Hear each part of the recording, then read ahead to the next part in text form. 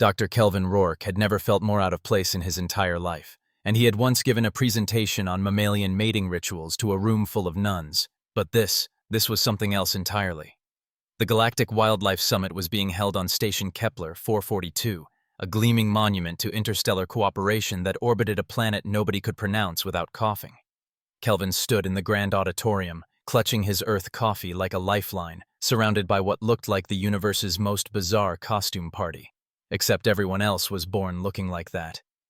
To his left, a gelatinous blob named something that translated to Moisture Coordinator Third Class was quietly oscillating. To his right, a being that resembled a very judgmental flamingo made of crystals was reviewing notes on a holographic tablet, and directly in front of him, on the main stage, a six-armed reptilian creature was giving the opening remarks. "And now," the reptilian announced, its translator implant working overtime, "we welcome our newest member species to the summit. Please extend your appendages, pseudopods, or energy fields in greeting to humanity, represented by Dr. Kelvin Rourke of Earth." Polite applause rippled through the room, which sounded less like clapping and more like someone shaking a bag of mixed hardware parts. Kelvin waved awkwardly. The reptilian continued. "Earth has recently been officially classified following the standard Galactic Wildlife Assessment Protocol. According to our records, Earth is a Class 12 death world with a hostile biosphere rating of 0.97. The applause stopped immediately. Kelvin blinked. "I'm sorry, a what world?" The crystalline flamingo creature leaned away from Kelvin as if he had suddenly announced he was radioactive, which Kelvin thought might have actually gotten a better reaction. A nervous-looking alien near the front row stood up on what Kelvin could only describe as too many legs. It had fur that shimmered between purple and green and eyes that were far too large for its head. "Excuse me," it said, its voice coming out as a high-pitched warble that the translator rendered as perpetually anxious. "I am Glebnor, xenobiologist from Plexus 7.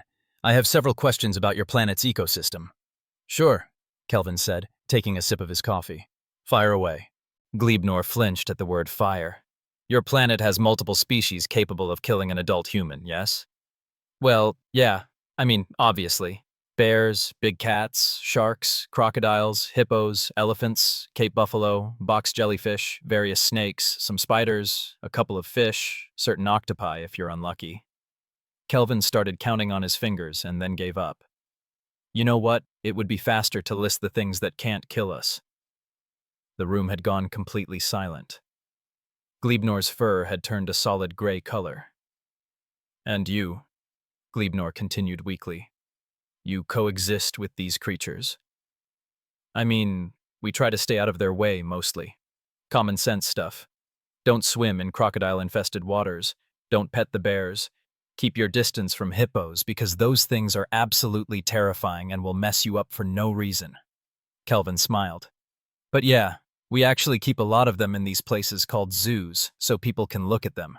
And some people keep the smaller predators as pets. My neighbor has 3 snakes." A mantis-like creature in the third row made a sound like a tea kettle reaching maximum pressure and collapsed onto the floor. "Medic!" someone shouted. Kelvin looked around, confused. "Is he okay? Did I say something wrong?" Glebnor was now gripping the chair in front of him with all of his appendages. "You keep predators as companions? Voluntarily?" "Well, not the big ones. That would be crazy." Kelvin laughed. "Although some people do keep big cats, but that's usually illegal and heavily frowned upon. We're not idiots." The gelatinous blob to Kelvin's left made a sound that the translator couldn't process, which probably meant something very rude. A tall, thin alien with way too many joints in its arms stood up. It looked like someone had tried to draw a praying mantis from memory and given up halfway through. "I am Tikral, evolutionary biologist. Please clarify. How many species on your planet produce venom?" Kelvin scratched his head. "Venomous or poisonous? Because those are different things. Either way, I don't know. Thousands, probably. We have entire families of snakes, spiders, scorpions, some lizards, certain frogs, a bunch of fish, several types of jellyfish, a couple of octopi, some snails, a few mammals, believe it or not." He paused. "Oh, and the platypus, which is venomous and also makes absolutely no sense evolutionarily speaking. We're pretty sure God was just showing off when he made that one." Tikral's joints buckled and it sat down very suddenly, its face plates clicking together in what Kelvin's translator unhelpfully labeled as existential horror. Glebnor had developed a visible tremor. His fur was now cycling through colors so rapidly it looked like a disco ball having a seizure. "Dr. Rourke," he said, his voice barely above a whisper. "Please tell me your oceans are safer than your land masses." Kelvin laughed so hard he nearly spilled his coffee. "Oh man, no. No, no, no. The ocean is where we keep the really scary stuff." Every eye, sensor, and stalk in the room focused on him with the intensity of 1,000 suns. "Okay, so," Kelvin said, settling into his element now, "we have great white sharks, which are basically torpedoes with teeth, bull sharks, tiger sharks, hammerheads. Then there are orcas, which are actually dolphins but hunt in packs and have been known to play with their food. We have saltwater crocodiles that can grow up to 20 feet long, giant squid, box jellyfish that can kill you in minutes, blue-ringed octopus, same deal, stonefish that look like rocks until you step on them and then you're having a very bad day, cone snails with harpoons, and the ocean sunfish, which isn't dangerous but is so stupid it shouldn't be alive. Yet there it is, thriving." Glebnor's translator made a sound like someone dropping a box of cutlery down a stairwell. Kelvin was pretty sure that meant he was crying. "Humans do not enter the oceans, correct?" asked a slug-like creature from the back. "Are you kidding? We love the ocean. We invented swimming, surfing, diving, snorkeling. Some people swim with sharks on purpose, for fun. There's this thing called cage diving where you get in the water in a metal cage and great whites come up and look at you like a menu item." "Why?" Glebnor asked, his voice breaking. "Why would you do this?" Kelvin shrugged. "It's fun. Also, we eat a lot of seafood, so somebody has to go get it." A dignified-looking alien with scales that shimmered like oil on water raised a webbed hand. "Surely your species has developed advanced weaponry to defend against these aquatic predators? I mean, we have spear guns and stuff for fishing. Most people just use common sense, though. Don't swim at dawn or dusk when sharks feed. Don't go in the water if you're bleeding. Stay away from the box jellyfish. Basic stuff." Kelvin took another sip of coffee. Although there was this one guy in Australia who punched a shark in the face and survived, that was pretty cool. "He punched a predator," Tikral said flatly, having recovered somewhat from his earlier collapse. "With his manipulator appendage, his soft, unarmored manipulator appendage. Yeah, right in the snout. Sharks don't like that, apparently." Kelvin grinned. "Australians are built different, though. Their whole continent is essentially a death trap and they just made it work. Spent a year doing research there. Great people. Terrifying wildlife. They have these spiders that live in your house and they're big enough to eat birds." The crystalline flamingo creature made a sound like wind chimes in a hurricane and excused itself from the auditorium. A being that looked like someone had stacked geometric shapes into a vaguely humanoid form raised what might have been a hand. The light refracted through its crystalline body in unsettling patterns. "I am Querix, microbiologist from the Epsilon sector. Perhaps the macroscopic fauna is unusually hostile, but surely at the microscopic level your world is more hospitable." Kelvin's face did something that made several aliens lean back in their seats. He was smiling, but it was the smile of someone about to deliver very bad news. "So," Kelvin began, "Earth has bacteria, viruses, fungi, parasites, prions. We have diseases that have killed millions of humans throughout history. Smallpox, plague, cholera, influenza, malaria, tuberculosis. We literally had a pandemic just a few years back that shut down the entire planet for months." Querix's geometric structure began rotating in ways that seemed to defy physics. "And yet you survived? We developed medicine, vaccines, antibiotics, antivirals. We basically looked at microscopic death and said no thanks. We'll science our way out of this." Kelvin was warming to his topic now. "We eradicated smallpox completely, just decided it shouldn't exist anymore and made it happen. Polio is almost gone too. We're working on malaria." Glebnor, who had been quietly rocking back and forth, suddenly spoke up. "How? How did your species survive long enough to develop this technology? Most Death World species never achieve tool use because they are too busy not being eaten." "Honestly, we're really stubborn, and we learn to work together. Safety in numbers and all that." Kelvin shrugged. "Also, we developed agriculture, which meant we didn't have to hunt as much. We domesticated plants and animals, made them work for us." "Domesticated?" Tikral repeated slowly.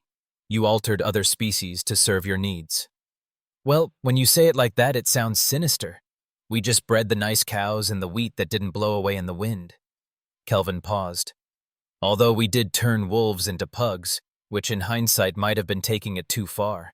Those things can barely breathe. A long silence filled the auditorium. It was the kind of silence that happens when everyone is trying to process something deeply disturbing but doesn't want to be rude. Finally, Queric spoke again. Dr. Rourke, your species fought a war against invisible organisms, and won. Multiple wars, technically, and we're still fighting some of them. Antibiotic resistance is a problem. Viruses mutate. It's an arms race. Kelvin finished his coffee. But yeah, we're winning more than we're losing.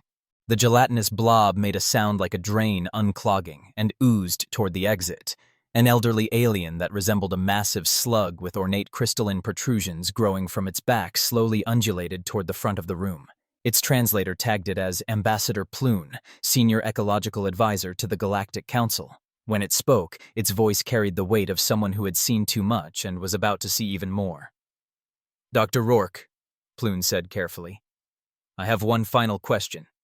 What is Earth's apex predator? Kelvin's grin widened. Us. The temperature in the room seemed to drop 10 degrees. Excuse me? Ploon said. Humans. We're the apex predator. Pretty much everywhere on Earth at this point. Kelvin set down his empty coffee cup. We used to hunt mammoths by literally chasing them until they collapsed from exhaustion.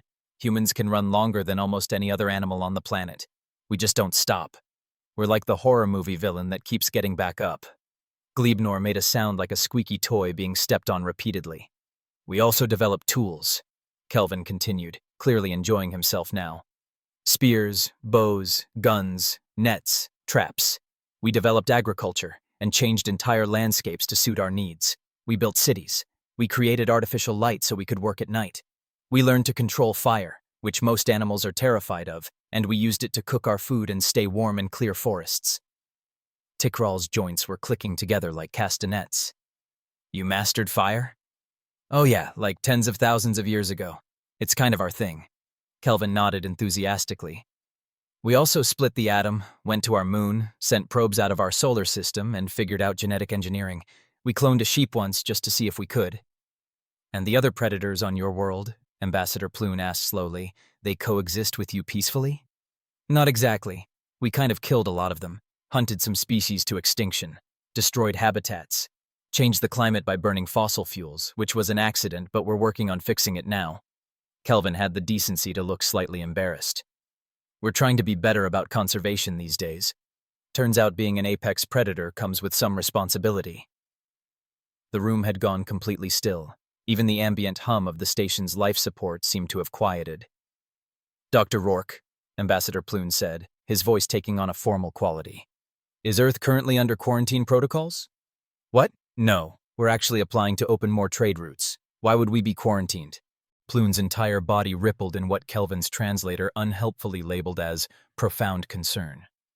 Because your species did not merely survive a Class 12 death world, you conquered it. The auditorium erupted into chaos. Aliens were scrambling for the exits with a speed that suggested millions of years of evolution had prepared them for exactly this moment. Glebnor had abandoned all pretense of dignity and was climbing over seats to reach the door. Tikral's joints were locking and unlocking so rapidly it sounded like aggressive tap dancing. The gelatinous blob from earlier had apparently just given up on structural integrity entirely and was puddling toward the nearest air vent. Ambassador Ploon was frantically gesturing at aides who were already updating threat assessment databases on their tablets. Someone in the back was shouting something about updating the Galactic Travel Advisory Board. Another voice was calling for an emergency session of the council. Kelvin stood in the middle of the pandemonium, holding his empty coffee cup, looking like a man who had just told what he thought was a mildly amusing anecdote at a party and accidentally caused a diplomatic incident. Did I say something wrong? He asked nobody in particular. Glebnor, who was halfway out the door, stopped and turned back. His fur had settled on a pale, sickly yellow color. Wrong? Wrong. You casually described your planet as a nightmare hellscape where everything is trying to kill you and your response was to kill it back harder. I mean, when you put it that way, it sounds bad. Kelvin said defensively. We also have nice things. Art, music, poetry. Oh, and pets. Do you want to see pictures of my cat? Kelvin pulled out his phone and started scrolling through photos. Gleebnor, against what was probably his better judgment, moved close enough to see the screen. His eyes went wide. His fur stood straight up. That is a predator. Forward-facing eyes, retractable claws, those are carnivorous teeth. Well, yeah, cats are obligate carnivores, but she's really sweet. Her name is Mittens. You domesticated a predator and named it Mittens? Gleebnor's voice had reached frequencies that were probably only audible to dogs and dolphins. Several predators, actually. Dogs, too. They used to be wolves, but we bred them to be friendly. Now they fetch sticks and wear little sweaters. Kelvin swiped to another photo. This is my brother's dog, Captain Fluffbottom. He's a corgi. Gleebnor stared at the image of the corgi, taking in its pointed ears, its alert expression, its clear canine heritage. Then he screamed, turned, and fled the auditorium at a speed that would have impressed Olympic athletes. Kelvin looked around at the rapidly emptying room. Ambassador Ploon was the last one remaining, and he was oozing toward the exit with as much haste as a giant slug could manage. So, Kelvin called out, same time next year? The door slammed shut. Emergency lockdown protocols engaged with a hiss. Somewhere, an alarm started blaring. Kelvin sighed, looked down at Captain Fluffbottom's goofy face on his phone screen, and wondered if Human Resources was going to make him attend another sensitivity training seminar. He really hoped they had coffee.